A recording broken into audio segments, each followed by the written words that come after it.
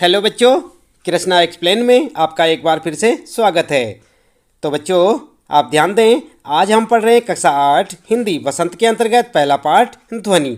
हम आपको बताएंगे इस पाठ का भावार्थ और साथ ही साथ पाठ से संबंधित प्रश्नों के उत्तर भी। तो आप लगातार देखते रहें वीडियो और जुड़े रहें हमारे साथ। यदि अभी तक आपने चैनल को सब्सक्राइब नहीं किया तो चैनल को भी सब्सक्राइब अवश्य कर दें, बेल आइकन भी दबा दें बच्चों, ताकि आपको आने वाली प्रत्येक पाठ की वीडियो की नोटिफिकेशन मिलती रहे। और जानते रहें कक्षा 8 हिंदी वसंत के सारे पाठों का भावार्थ, सारांश और प्रश्नों के उत्तर हमारे साथ। तो चलिए सबसे पहले पढ़ लेते हैं कविता ध्वनि, जिसके कवि हैं सूर्यकांत त्रिपाठी निराला। आइए आप भी हमारे साथ साथ पढ़ें।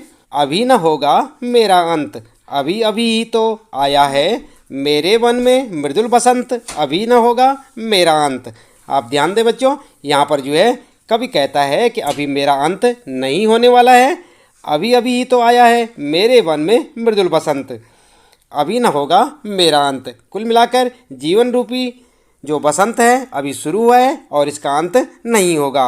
हरे हरे ये पात, डालियाँ कलियाँ, कोमल गाथ, मैं ही अपना स्वप्न मृदुल कर फेरूंगा निंद्रित कलियों पर, जगह एक प्रत्युष मनोहर। यहाँ पर कवि कहता है कि मेरे पत्ते जो है हरे हरे हैं, डालियाँ कलियाँ और सब पूरा का पूरा पेड़, यानी कि जो पेड़ शरीर रूपी जो पेड़ है यह पूरा कैसा है, हरा भरा है। और मैं ही अपना स्वप्न मृदुल कर, जो मेरा स्वप्न है मैं जो है फेरूंगा निंद्रित कलियों पर, जो कलियां निकलती हैं, जो आलस में पड़ी हुई कलियां हैं उन पर हाथ फेरूंगा और उन्हें जगाऊंगा। पुष्प पुष्प से तंद्रालस, लालसा खींच लूँगा मैं, उनका आलस्य खींच लूँगा प्रत्येक फूल से, अपने नवजीवन का अमृत उनके द्वारा मैं उनको सींच दूंगा। द्वार दिखा दूंगा फिर उनको, हैं मेरे वे जहाँ अनंत, अभी न होगा मेरा अंत। और मैं उन सबको भटके हुए युवाओं को रास्ता दिखा दूंगा जो कि मेरे अपने हैं। इसलिए अभी मेरा अंत नहीं होगा, क्योंकि मुझे अभी बहुत सारे कार्य करने हैं। तो ये यहाँ पर जो है कविता का हमने आपको थोड़ा बहुत अर्थ बताया। इसके बाद हम आपको बताएंगे कविता का पूरा भावार्थ, जिसे आप लिख भी सकते हैं और उसे अच्छे से याद करें। और जैसे कि आप देख रहे हैं यहाँ पर ये आपके प्रश्न शुरू होते हैं, इन सारे प्रश्नों के उत्तर भी हम आपको इस वीडियो में यहाँ पर बताने वाले हैं। तो आप लगातार जुड़े रहें हमारे साथ और देखते रहें वीडियो। तो चलिए शुरू कर लेते हैं। सबसे पहले भावार्थ। इस कविता के कवि सूर्यकांत त्रिपाठी निराला जी हैं। कवि ने इस कविता के द्वारा प्रकृति के प्रति मानवीय संवेदना को दर्शाया है। इस कविता में प्रकृति का मनोहारी चित्रण है, भाषा सरल और भावपूर्ण है, तत्सम और तद्भव शब्दों का भी इसमें प्रयोग हुआ है। इस तरह कविता में कवि का आशावादी दृष्टिकोण है, इसलिए वह जीवन की सुंदरता को पूरी तरह से जीना चाहता है, यह इसमें दिखाया गया है। कवि मानते हैं कि अभी उसका अंत नहीं होगा, अभी अभी उनके जीवन रूपी वन में वसंत रूपी यौवन आया है। कवि प्रकृति का वर्णन करते हुए कहते हैं कि चारों ओर वृक्ष हरे भरे हैं, पौधों पर कलियां खिली हैं जो अभी तक सो रही हैं।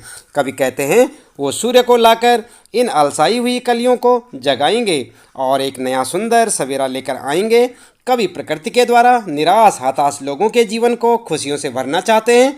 कवि बड़ी तत्परता से मानव जीवन को संवारने के लिए अपनी हर खुशी एवं सुख को दान करने के लिए तैयार हैं। वे चाहते हैं हर मनुष्य का जीवन सुखमय व्यतीत हो, इसलिए वे कहते हैं कि उनका अंत अभी नहीं होगा जब तक वो सबके जीवन में खुशियाँ नहीं ला दें। ठीक है, तो इस प्रकार कवि जो है सबके जीवन में खुशियाँ लाना चाहता है और कहता है कि मेरा अंत अभी नहीं होगा, क्योंकि मेरे को अभी बहुत सारे कार्य करने हैं और युवाओं को जगाना है। ठीक है, तो ये था इस कविता का भावार्थ। आप इसे चाहे तो अपनी नोटबुक में नोट कर सकते हैं, इसे अच्छे से याद कर सकते हैं। इसके बाद बच्चों जान लेते हैं इस कविता पाठ से संबंधित प्रश्नों के उत्तर। अभ्यास प्रश्न उत्तर में पहला प्रश्न आपका, आप देख सकते हैं अपने पाठ के अंत में आपको मिल जाएंगे सारे प्रश्न। कवि को ऐसा विश्वास क्यों है कि उसका अंत अभी नहीं होगा? तो उत्तर में आप क्या लिखेंगे? उत्तर लिखेंगे कवि को ऐसा विश्वास इसलिए है क्योंकि अभी उसके मन में नया जोश व उमंग है, उसे कभी काफ़ी नवीन कार्य करने हैं, वह युवा पीढ़ी को आलस्य की दशा से उबारना चाहते हैं। इस प्रकार से आप अपने इस पहले प्रश्न का उत्तर लिख सकते हैं बच्चों, इसे याद भी करें। और दूसरा प्रश्न है, फूलों को अनंत तक विकसित करने के लिए कवि कौन कौन सा प्रयास करता है? तो क्या क्या प्रयास करता है आपने कविता में पढ़ा था। उत्तर लिखेंगे, फूलों को अनंत तक विकसित करने के लिए कवि उन्हें कलियों की स्थिति से निकालकर खिले फूल या खिले पुष्प बनाना चाहता है। कवि का मानना है कि उसके जीवन में बसंत आया हुआ है, इसलिए वह कलियों को हाथों से बसंती स्पर्श से खिला देगा। वह फूलों की आंखों से आलस्य हटाकर उन्हें चुस्त व जागरूक करना तथा अपने नवजीवन के अमृत से सींचना चाहता है। तो इस प्रकार से आप बच्चों दूसरे प्रश्न को देख सकते हैं और उसका उत्तर लिख सकते हैं यहाँ से। तीसरा प्रश्न आपका, पुष्पों की तंद्रा और आलस्य दूर हटाने के लिए क्या करना चाहता है? कौन? कवि। उत्तर लिखेंगे, कवि पुष्पों की तंद्रा और आलस्य दूर हटाने के लिए उन पर अपना कोमल हाथ फेरकर उन्हें जगाना चाहता है। वह उन्हें चुस्त, प्राणवान, आभावान व पुष्पित करना चाहता है ताकि वे बसंत के सौंदर्य को और भी मनोहारी बना दें। कवि नींद में पड़े युवकों को प्रेरित करके उनमें नए उत्कर्ष के स्वप्न जगा देना चाहता है, उनका आलस्य दूर करना चाहता है और वह उनमें नए आलस्य उत्साह का संचार करना चाहता है, यानी उनमें उत्साह और जोश भर देगा। तो इस प्रकार आप लिख सकते हैं। ये तीसरा प्रश्न है, उसका उत्तर आप लिखें। चौथा प्रश्न है यहाँ पर बच्चों, बसंत को ऋतुराज क्यों कहा जाता है? आपस में चर्चा कीजिए। समझ गए ना आप, बसंत को ऋतुराज क्यों कहा जाता है, यानी ऋतुओं का राजा। तो यहाँ पर बच्चों आप क्या लिखेंगे उत्तर में? उत्तर लिखेंगे, बसंत को ऋतुराज कहा जाता है क्योंकि यह सभी ऋतुओं का राजा है। इस ऋतु में प्रकृति पूरे यौवन पर होती है। इस ऋतु के आने पर सर्दी कम हो जाती है, मौसम सुहावना हो जाता है। इस समय पंचतत्व अपना प्रकोप छोड़कर सुहावने रूप में प्रकट होते हैं। पंचतत्व कौन कौन होते हैं? जल, वायु, धरती, आकाश और अग्नि सभी अपना मोहक रूप दिखाते हैं। पेड़ों में नए पत्ते आने लगते हैं, आम बोरों से लद जाते हैं और खेत सरसों के फूलों से भरे पीले दिखाई देते हैं। सरसों के फूल ऋतुराज के आगमन की घोषणा करते हैं। खेतों में फूली हुई सरसों पवन के झोंकों से हिलती ऐसी दिखाई देती है मानो सामने सोने का सागर लहरा रहा हो।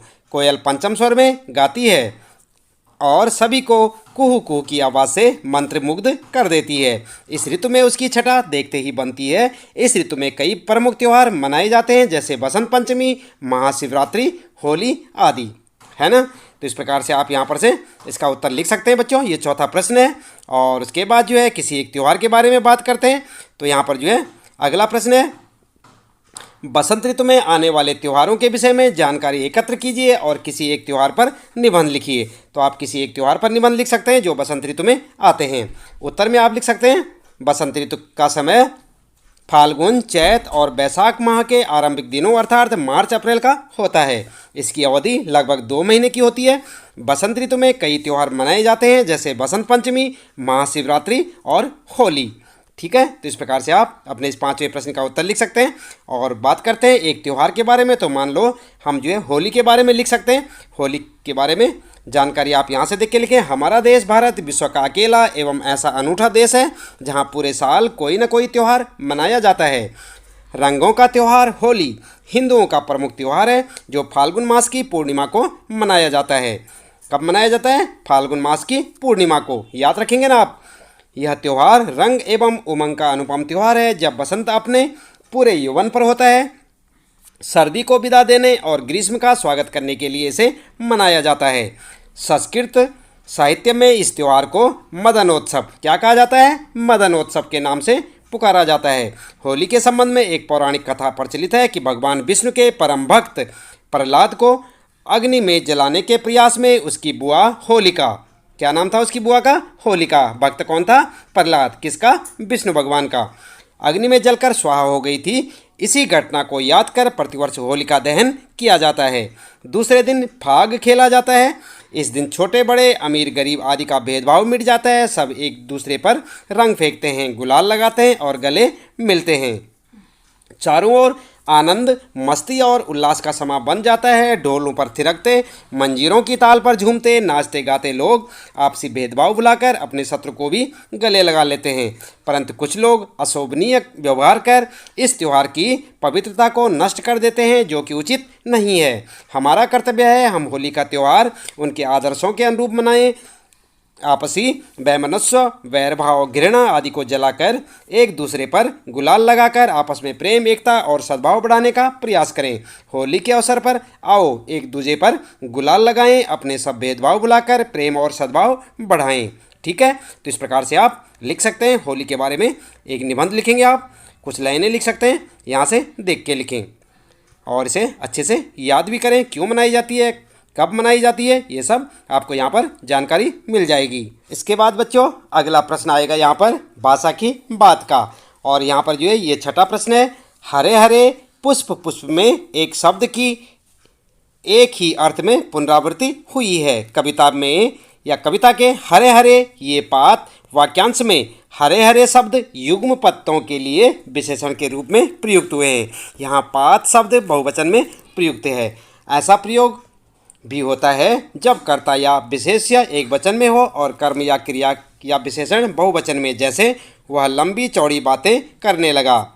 ध्यान दें आप, कविता में एक ही शब्द का एक से अधिक अर्थों में भी प्रयोग होता है। 3 बेर खाती थी वह 3 बेर खाती है, जो 3 बेर खाती थी वह 3 बेर खाने लगी है। एक शब्द बेर, आप देख रहे हैं यहाँ पर कौन सा शब्द है ये, बेर। बेर का 2 अर्थों में प्रयोग करने से वाक्य में चमत्कार आ गया। इसे यमक अलंकार कहा जाता है।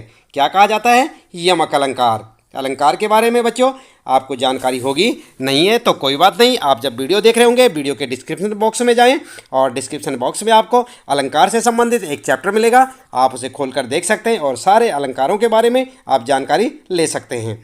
तो यहाँ पर बात कर रहे हैं हम यमक अलंकार की। तो जब एक शब्द की एक से अधिक बार जो है पुनरावृत्ति होती है और दोनों बार अर्थ जो है अलग अलग होता है तो उसे कहते हैं यमक अलंकार। इसी प्रकार कभी कभी उच्चारण की समानता से शब्दों की पुनरावृत्ति का आभास होता है, जबकि दोनों 2 प्रकार के शब्द होते हैं, जैसे मन का और मन का। देख रहे हैं ना आप यहाँ पर, मन का, मन का, कर का, मन का, डारी दे, जैसे आता है ना। ऐसे वाक्यों को एकत्र कीजिए जिनमें एक ही शब्द की पुनरावृत्ति हो। ऐसे प्रयोगों को ध्यान से देखिए और निम्नलिखित पुनरावृत्त शब्दों का वाक्य में प्रयोग कीजिए। तो यहाँ पर जो है बातों बातों में, रह रह कर, लाल लाल, सुबह सुबह, और फिर क्या है, रातों रात, घड़ी घड़ी। तो यहाँ पर जो है उत्तर में आप इस प्रकार से लिख सकते हैं बच्चों, बातों बातों में। तो यहाँ पर वाक्य बनेगा बातों बातों में कब घर आ गया पता ही नहीं चला। इस प्रकार से आप दूसरे शब्द का वाक्य बनाएंगे, रह रह कर, कल रात से रह रह कर बारिश हो रही है। इस प्रकार से आप उत्तर लिख सकते हैं। और फिर आता है लाल लाल, तो लाल लाल आंखों से पिताजी अमर को घूर रहे थे। इसी प्रकार सुबह सुबह में क्या बनाएंगे आप वाक्य, दादी जी सुबह सुबह ही पूजा करने मंदिर निकल जाती है। इसी प्रकार रातों रात में बनाएंगे, ईश्वर की कृपा से रामन रातों रात अमीर हो गया। और इसी प्रकार से घड़ी घड़ी में बनाएंगे एक वाक्य आप, घड़ी घड़ी शिक्षक उसे पढ़ाई में ध्यान लगाने के लिए टोकते रहते हैं। तो बच्चों इसके साथ ही यहाँ पर इस पाठ से संबंधित प्रश्नों के उत्तर समाप्त होते हैं। उम्मीद है कि आपको अच्छे से समझ आए होंगे। इसी प्रकार लगातार कक्षा 8 हिंदी वसंत के सभी पाठों को पढ़ने के लिए आप चैनल को सब्सक्राइब अवश्य कर दें, बेल आइकन भी दबा दें, ताकि आपको आने वाले प्रत्येक पाठ की वीडियो की नोटिफिकेशन मिलती रहे। और लगातार जानते रहे अपने सभी पाठों के प्रश्नोत्तर हमारे साथ। तो मिलते हैं फिर अगली वीडियो में।